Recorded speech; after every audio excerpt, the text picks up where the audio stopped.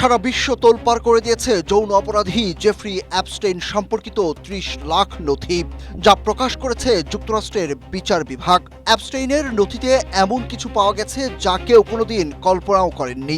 এবার তেমনই একটি বিষয় সামনে এসেছে।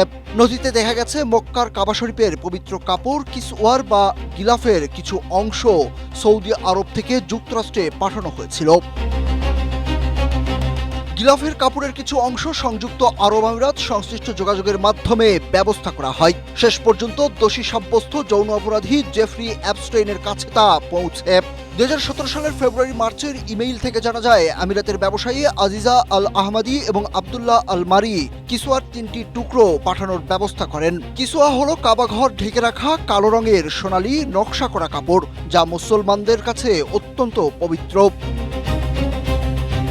ইমেল অনুযায়ী সৌদি আরব থেকে ব্রিটিশ এয়ারওয়েজে করে কাপড়গুলো প্রথমে ফ্লোরিডায় পাঠানো হয়। সেখানে কাস্টমস ও অন্যান্য কাগজপত্র সম্পন্ন করে সেগুলো যুক্তরাষ্ট্রের ভেতরে সরবরাহ করা হয়। ৩টি টুকরোর মধ্যে একটি ছিল কাবার ভেতরের কাপড়, একটি ব্যবহৃত বাইরের আবরণ থেকে নেওয়া, আর একটি একই কাপড়ে তৈরি হলেও আগে ব্যবহার করা হয়নি।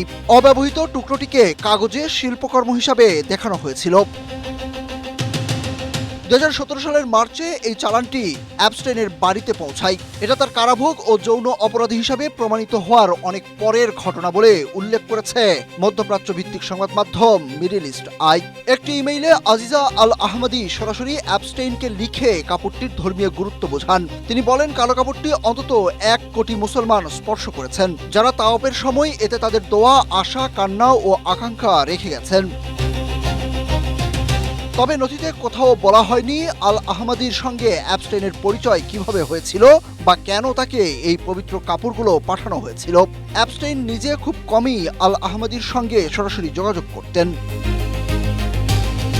আলাদা করে শুক্রবার প্রকাশিত এফবিআইয়ের একটি স্মারকলিপিতে দাবি করা হয়েছে যে অ্যাপস্টেইন যুক্তরাষ্ট্র ও ইসরায়েলের গোয়েন্দা সংস্থার সঙ্গে কাজ করেছিলেন। সেখানে আরও বলা হয়, তিনি ইসরায়েলের সাবেক প্রধানমন্ত্রী এহুদ বারাকের ঘনিষ্ঠ ছিলেন এবং তার অধীনে গুপ্তচর হিসাবে প্রশিক্ষণ নিয়েছিলেন।